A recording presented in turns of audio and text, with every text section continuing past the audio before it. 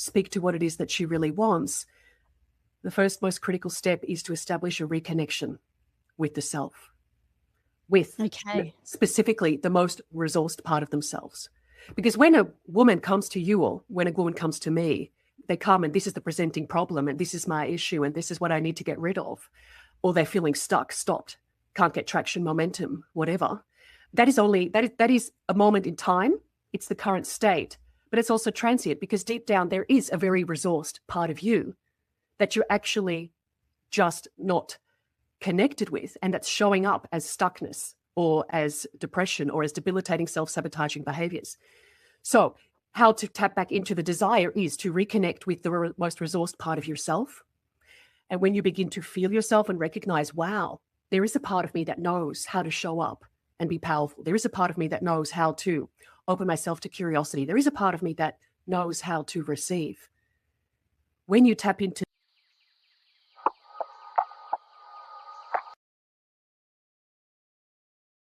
Hey, and welcome to the Genius Zone.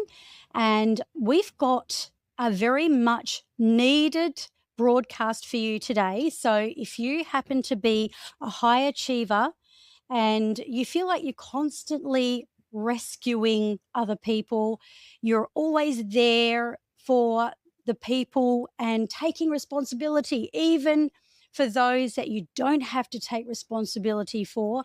And yet you know that at the core of your very inner truth, you're not being completely true to yourself. This is going to be all about coming back to your inner core. This is going to be about coming back and being true to who you are. And I am going to bring a beautiful lady. This lady is a hypnotherapist. She's a Pilates instructor, teacher, trainer. And she has done extensive study on the topic, including even being an engineer in her field once upon a time. So thank you for joining us, Danielle. How are you?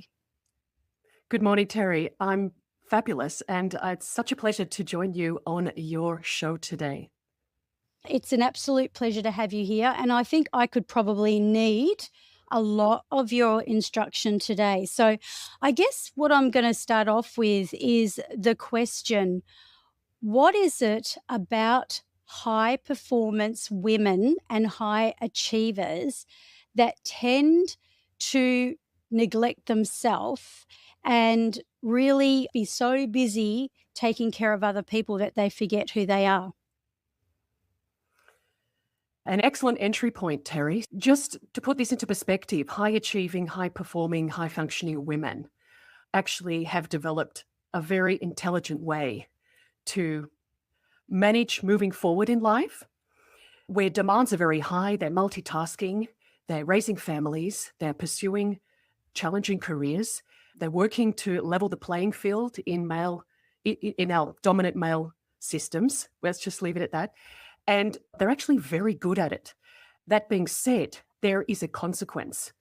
There is a cost for all this high functioning, over delivering, over accomplishment that actually, I would say, costs them a part of themselves. That leads to a disconnect, their inability to sense themselves, to recognize what it is that they really deeply most desire from a soul level. So just to normalize that, it's not that it's anything wrong to be high achieving or high functioning, but if that's the only thing you're good at, such that it costs you yourself, your connection with yourself, then there is an issue. So you're a hypnotherapist, as I am as well, and I understand the subconscious brain, and the reason that we do things sometimes seems quite ludicrous. And one of the things is that when we are sabotaging ourselves, quite often there is a higher purpose. So it's almost like what you're talking about is in reverse. Perhaps if we looked at this woman who's leaving herself behind, neglecting herself, not really being true to who she is, and she's compensating for being high performing and taking on that role of almost being so that she is burdened. the fact is that she came from an era and a family of origin where the chances are that she learnt to take on that pattern when she was young. And I don't know about you, Danielle, part of the Genius Zone is most of the people that come on board and they're really specializing in their field, they know what it's like to be in that position themselves. So I dare say you're a high achieving woman and I'm a high achieving woman. And I do know that I was one of those people. I think I was one of your classic clients that was so high performing. I burnt out in real estate. So I had to go all the time and I didn't stop. But really, what I was doing is I was running away from something, but I was also falling into that performance trap.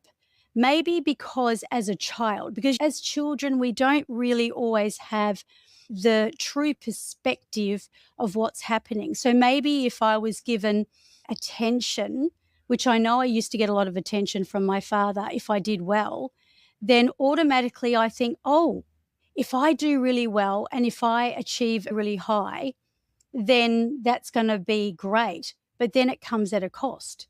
So I know you've got a story and I want to move over to your story, but my story really has taken for not once, not twice, but perhaps 3 times where I've hit the wall. And I think the third time, the most recent one, was a big shake-up call of where I was able to go, oh, I was able to see life and take it into perspective and say, hang on a minute, I need to come back to who I am. And even though I don't regret developing those attributes, I guess I can say that I learnt them from a broken part of myself, but now I'm trying to bring them together. But tell us about your story, because I think you hit the wall yourself and just went, nah, this is it.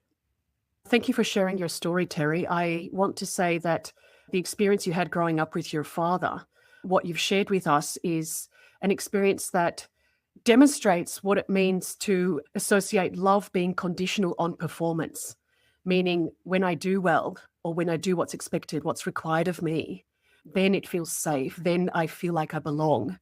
Then my father gives me warmth. Then he's giving me attention. And just to speak to your experience sharing here, that's where these patterns of perfectionism, overperforming, people pleasing are actually born. So I think your experience as well as my experience, they're actually more universal than we can ever imagine, which is why it's also important to talk about this, because so many women actually feel that their struggle is uniquely theirs and their own, but it's actually a lot more common.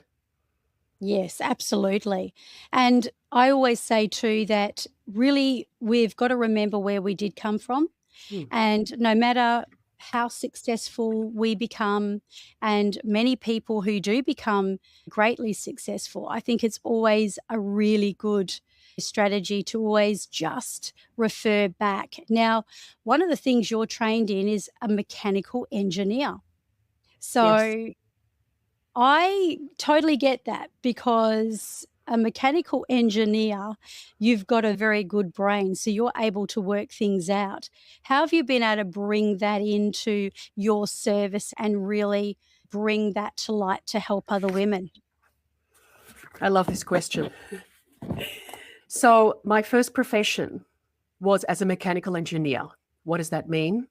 You look at a system, a structure, and you analyze it. You look at what's coming in, what are the inputs, what is the load, what is the capacity, what gets generated, where is their compensation, where is their dysfunction.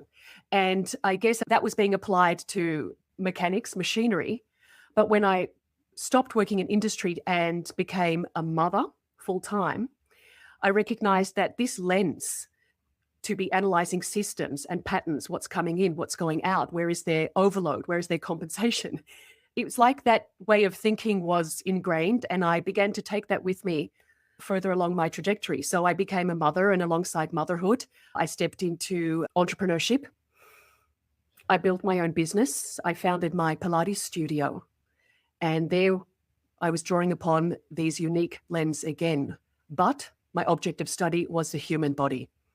Women were coming to me to train their cores, their pelvic strength, before, after childbirth, seeing patterns and symptoms show up again and again, and recognizing, okay, yes, we can work with movement patterns. We can see where is the system compensating?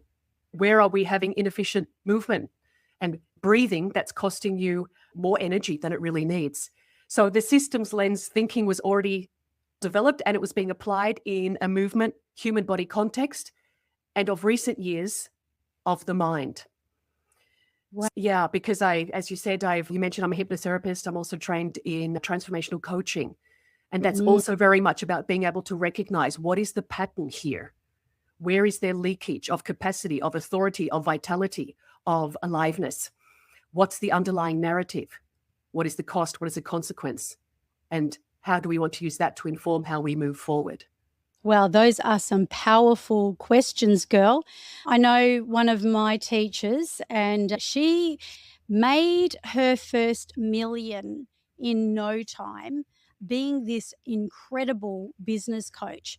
But she had a moment when she was doing a Pilates class, and they say that your body doesn't lie. And this is something that keeps coming up on all my podcasts lately, how we have trapped energy in our muscles. And she talks about how she was doing a class and she did a particular movement. And I think it was down in the pelvic region, like the hips and the pelvis. And she moved and she released something that was obviously she'd gone through a marriage breakdown, she'd gone through a huge crisis. And apparently she fell apart in front of the whole class and she just totally wept. She was just crying. It was like her body just released. And I feel like it's these moments of time where we are going through a crisis that really take us into our superpower. But that's not always the case because some of us never learn. Some people are just repeating their patterns over and over again. But you said something to me backstage, which I can really relate to, and that is that people are not accustomed to saying what they want, but they instead say what they don't want. So this is very typical. If people come to me, it's always, I'm coming to you because I'm depressed, or I'm coming to you because I've got this emotional trauma, or I'm coming to you because I've got this addiction. But I'm yet to hear anyone come in and say, I'm coming to you because I want to build a life that is fully aligned, that is full of vitality, where I can feel my best, where I'm healthy, vibrant, and glowing. I'm yet to hear anything like that. I'm going to go through your step-by-step process, which people are going to absolutely love. And the first step is igniting potential. And what do you want and what do you desire? So how do you elicit people to come to know what it is they want and what they desire?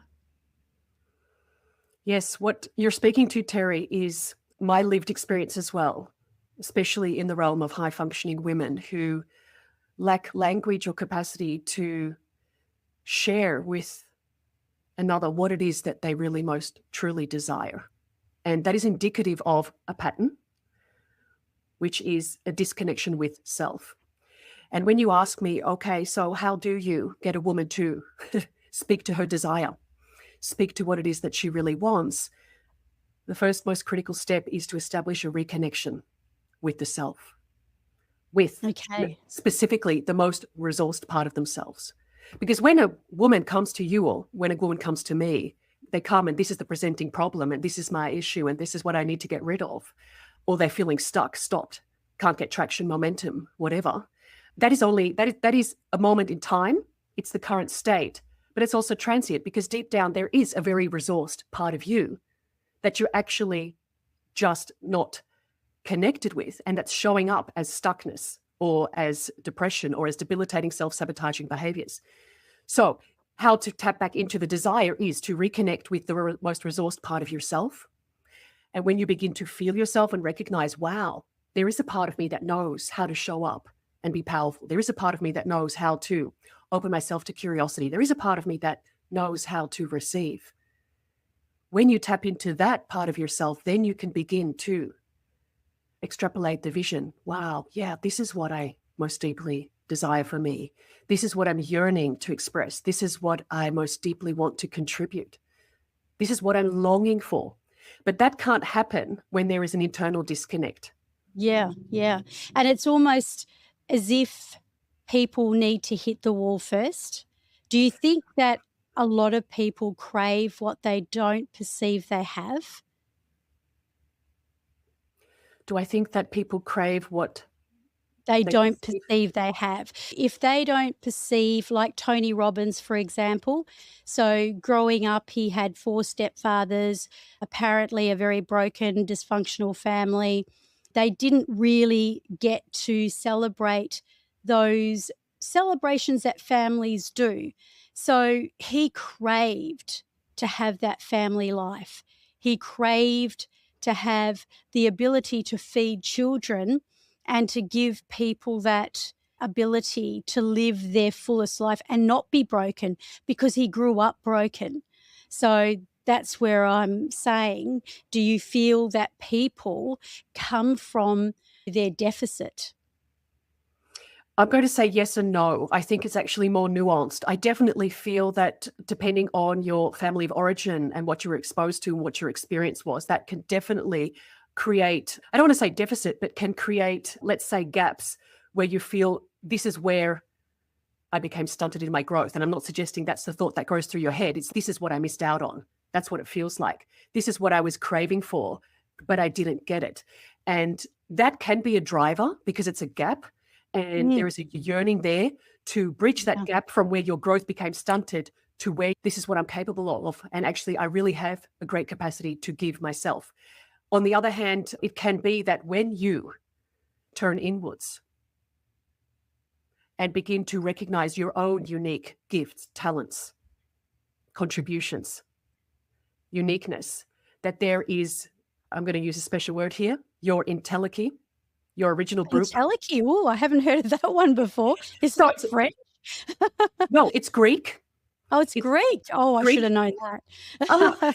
yeah, I'm saying on the one hand, it can be born from a gap. You spoke to the deficit, but it can also be born from destiny. This is what I'm here Destiny, to, I love that. Oh, this is what I'm yes. here to become. And that is your entelechy, the art of becoming Ooh. what you are here in your through your own unique blueprint, what the Oh, universe I is. love that. This is your language now, Tony. What you here are destined to become, to contribute, to express through you. That is your entelechy. I'll give you an Ooh. example. And I'm drawing upon this, the sharings from Dr. Jean Houston, who's been one of my great mentors in terms of entelechy. What is entelechy? Let's make this more visceral and tangible for our audience. A rose doesn't just become a rose. It's a rose seed is destined to grow and bloom into a rose. An acorn is destined to become an oak tree. So the imprint is already there. It's just bringing that seed, that starting point, into an environment with the right conditions so that it can truly become. That's what entelechy is, and it's no different for humans. I love that. The art of becoming. Yes, Ooh. it's beautiful. I It's mean, very who would difficult. have ever thought it's so hard to become? We're human beings, and yet we act like we're human doings. We're doing. And that art of becoming, and what you did say, because we have air and we have abundant air, we're not looking for air because it's there. And I guess if people have got really good health, they may not be looking for health because they've got it. But then what will happen if they lose it? If they suddenly lost, like I went years thinking that I wanted to be successful. And all I ever taught on was health, freedom, success. And that was it. Health, freedom, success, health, freedom, success. They're not bad, right? Health and freedom, fabulous. But this success business, it was very performative. You were the high achiever, you were the people pleaser, you were doing, and then you were burning out and you weren't sustainable. And what I did find, and this has come through my third wave, when I say third wave, let's call it the dark night of the soul, that third dark night of the soul, which was recently, really brought my life to a standstill where I recognized what truly was important. And that art of becoming was not forced, because forced sounds again like a doing word, but it became part of who I became as a result of the dark night of the soul. And then I was able to see success. What is success anyway? And that's when I was able to really come into what is really important for me. So when you're helping people to discover what they're desiring and what they're longing for and what they're yearning, tell me a little bit about that. What happens for them when they discover it? There's a very unique energy that can be witnessed. There's like a different animation in my clients' whole features, their whole expression on their face, their posturing in their body. It's almost like something has been ignited or electrified or kickstart or sparked, and it's tangible, it's visible. And it's almost like a rebirth. So you've spoken several times on this chat already to deficit and breakdown and my third wave, my dark night of the soul. These are all threshold moments. You reach a point in your life that you recognize it no longer fits. And that's quite scary. It can be quite scary. Let's make scary for maybe a better word could be debilitating, because who you've known yourself to be, again, is not who you're here to become. This is an evolution. This is an you ongoing. lose yourself. You lose yourself. And I feel like you find yourself when you lose yourself. Oh, beautiful. That's the point. The question is, do you take that leap and trust that that step is to bring me further towards who I am here to become? Because many women, they will delay. They will delay because it's not the right time. It's inconvenient. I'll focus on it next quarter. When my kids are grown up, when I've finally figured my life out, these are all hidden internal agreements to not act, to essentially not act. And I'm not saying this this is not shaming, this is non-judgment, this is observational from my work. Yeah. That delay can cost you your life. I don't mean your life, but your capacity to be leading a life fully alive. Let's put it that way. This is where I loved the quantum leap vision of literally leaping into the future you of, say, when you're 85 years old, and having the opportunity to look back and go, oh my gosh, why didn't I just do that? Because all those things that we are making excuses up for is really our subconscious mind wanting to protect us. And yet, if we had a different perspective and we got out of the way of ourselves, that's going to change everything, right? Yes. Yes. The reason why it feels so risky is because it's asking us to be someone we have not yet been. It's asking us to find a way of moving through life for which we have no set reference point.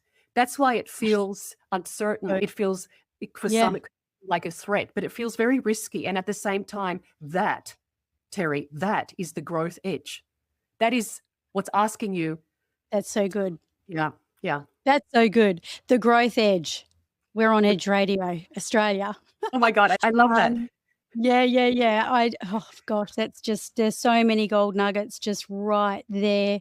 And I know that what you love doing is breaking that glass ceiling for people and teaching these women who are high performing, high achieving, that they are good enough. They are good enough as they are, as who they are at their core. They don't have to perform anymore. And look, this goes for men too. Look, there's men out there. I work with men and women, and they have very high expectations and very high standards and put themselves under a lot of pressure. But let's talk about smashing the glass ceiling. So obviously we all have a ceiling and we all have that, yeah, that's where I can go. I can't go any bigger and better than that. So do you think it takes a person to lose themselves to literally, like for me, one of the things I won't go into detail, but I have done exactly what you just spoke about, which is all my reference points have been shifted, but not by any kind of intention, but because half of my life has changed. So all my reference points have gone, half of them. So that causes you to emerge and I guess rebirth.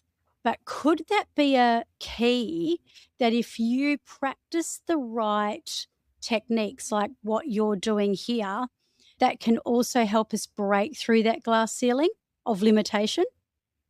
Absolutely. And what I want to share with you in that process is that it requires a very specific, I'm going to use the word container of holding, a container of holding. So you spoke to, I almost feel like I had to lose myself.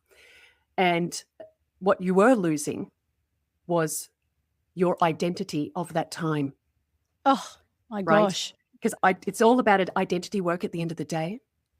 Yes, Um, identity. but Absolutely. but I want to keep this tangible for our audience. What do you mean, Danielle? Your Mm. identity, like we said, it's who you've known yourself to be, how you've oriented yourself in your space, in your environment, in your greater circle of friends, acquaintances, and colleagues, at your work, at home. It's like you have all these different roles, but it's who you've known yourself and how you've normally functioned. And the process of losing yourself, it's really how about let's try this on for size. What if I've outgrown this Yeah, context, way of being? And that can indeed feel like a exactly. sense of I'm losing myself. It's really, I've outgrown this way of being, of Yeah, functioning. Oftentimes it shows up as pain points, as symptoms. It's not like you wake up and you say, oh, I'm fed up with this way of being. No, it's actually showing up and out picturing as self-sabotaging behaviors. Coming back to the high-achieving woman or mm, the one who overfunctions, the yeah, constant people-pleasing, or taking care of other people's needs ad nauseum without any reflection or consideration of your own. This is how it shows up, and you recognize this is not sustainable. This is not how I want to keep being. I want to show up in a life with the identity of a woman that recognizes my care belongs in my greater circle of care. That's an identity shift, as opposed to it's my job to take care of everybody else's needs first, and then I'll take care of myself. So that is the identity shift, just giving you a real example for our listeners, because I want them to also feel what does that really mean to shift yeah, identity. yeah, And coming back to your inner glass ceilings, those are essentially just underlying scripts, let's say deeper narratives, old stories running in the background of our mind that are actually out picturing as our reality. That sounded very abstract, I agree. But yeah. it's basically, That's great. That's great. it's basically what is the inner glass ceiling? It's basically an internal narrative, a story Mm, that dictates who are you, who are others, and what isn't possible for me. And depending how that narrative is rolling out, it could be limiting you, capping you, stopping you, mm, holding you in place, or it could be inviting you to expand. But at that wow, point of the process, it's usually let's identify what is that inner story? What is the story beneath the story that's keeping you stuck, that's dictating what you can and cannot achieve, what is or isn't possible for you, what you do or don't deserve?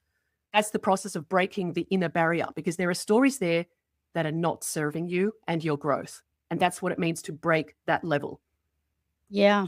So smash that ceiling off, you guys. And, what we've discussed so far, I'm just going to reiterate is step one, igniting your potential. And I love the way Danielle asks these absolutely kick butt questions. So you can only imagine if you're in the hot seat next or beside Danielle, what that's going to look like in your life with questions like, what is your deepest desire? And what are you truly longing for? And what do you yearn for? And then tapping into those barriers of those constructs of your family of origin and where you set up your beliefs, and coming into your own truth and reflecting on how you can become deeply alive. And then step 2 is breaking the glass ceiling, releasing those subconscious limiting beliefs and survival structures.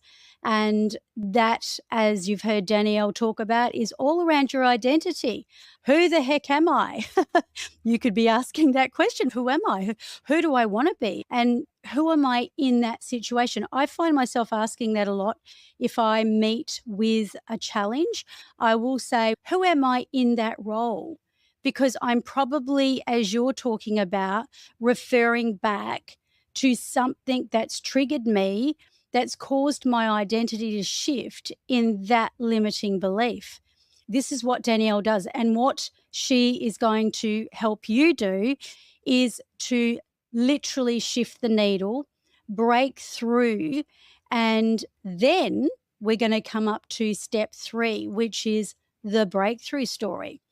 So let's go over and beyond into the story of who you be. Can you talk to us about the breakthrough story? Yes, the breakthrough story is also an incredibly powerful step in the process, because that is what gets to be born from your true essence. What is a deeper truth about who you are? What is the deeper truth about what is possible for you? And that is a beautiful moment when a woman recognizes, wow, it's not up to anyone else who gets to decide what I can be or do or achieve or have ambition for.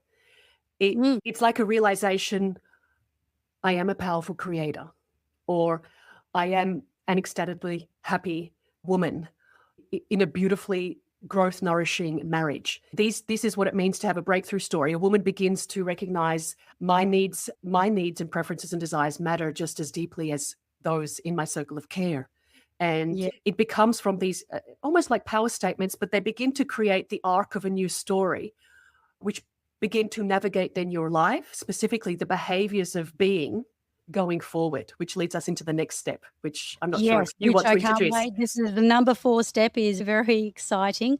And I will add too, I think it's fair to say that when you are working with Danielle, so Danielle works in a bespoke way, so she will meet you personally where you're at. So Danielle believes there are no 2 blueprints, there's only one fingerprint. She will work with you specifically. When you are moving through these steps, as we're being taught here, you're going to find that stepping into that breakthrough and then into that new narrative is going to come easy. But then we go to the most important part. And NLP has a little presupposition about this, and that is the map is not the territory. But you're talking about mapping the growth pathway. Is that remapping? Remapping, I would say it could be perceived as remapping. It's basically starting to be and move through life in ways that reflect that new narrative. What does an ecstatically happy woman look like? How does she move? How does she speak to her spouse? How does she engage with him? How does she connect? How does she receive from him? And these are all questions or prompts that get you to step into a different way of being that is synonymous with the new story. And when you map how this growth actually looks, it's not just what does it look, taste, and feel like. It's also a shift in mindset, but it's also a recognition of maybe I do need to develop specific skills and capacities that have been missing or got stunted in my growth. Maybe I would need to call upon this and this resource or this person, and they can help me how to better navigate conflict resolutions. Or not just that, it's not just the shift in mindset or the recognition of what skills and capacities do I need to build here. It's also about what structures are going to support this becoming. So it's a recognition of putting support, pieces, resources, even people into a way that are going to support the moving through into the embodiment, the being, the behaviors of the new narrative. And when those new behaviors stick, that is when you can say transformation has taken place. Because we can have as many insights and aha moments and breakthrough moments as we like, but only when you can consistently move through life. Life happens, obstacles come, setbacks come, and the old pattern could and may resurface.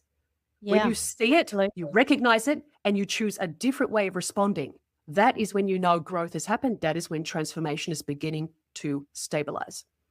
Wow, this is the highest level of coaching from an engineer and engineering this whole process.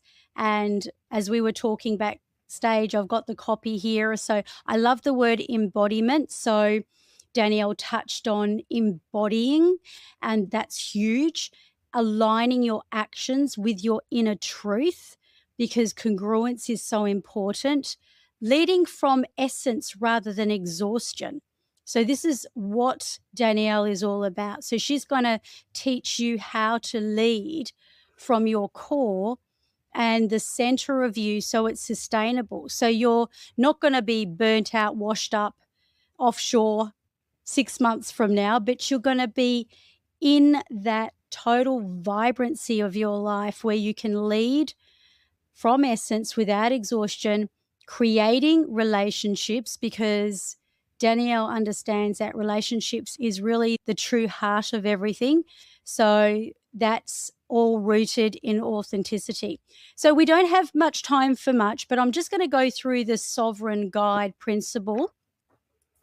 And that was around relationships, performance being dissolved, and presence replacing pressure. So presence replacing performance.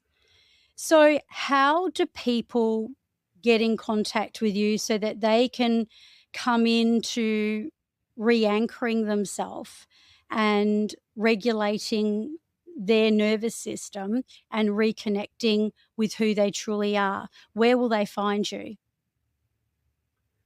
Sure. I would suggest the first point of contact would be daniellemoves.com, which will orient you to specifically my services around transformational coaching and hypnotherapy.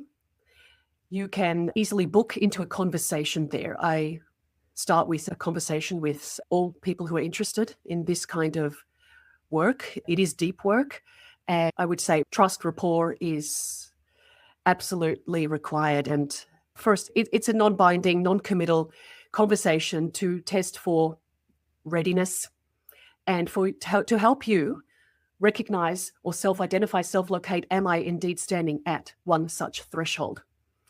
And that will become apparent in our conversation. So the easiest way is to reach out via daniellemoves.com and if you're ready to have that conversation with myself. Again, it's non-binding, non-committal, and you will definitely have clarity by the end of that call whether it's right to move ahead or to move in a different direction. And we have extensive show notes, and you will be able to find all Danielle's links in those show notes. And, if you're ready to reconnect with your true essence, become really crystal clear in your desire and your direction in life, whilst really coming back to who you are and releasing all of these external limiting barriers that have been keeping you stuck, then you've got to get in contact with this lady. But it wouldn't be the Genius Zone if I didn't ask this one question, because I know that the moment people get off the show, they'll go, oh, if there was one thing you would love to say to that person who is praying for your service, what would it be, or what would you reiterate that we've already spoken about? I know myself, you've said so much about grounding, breath work, you've touched on so much. What would you say to that high-performing woman that is at the end of her tether? A beautiful question. What I want to say most to the high-achieving, high-functioning woman is this: You are not broken. You do not need fixing. You do not need another optimization hack, protocol, or strategy.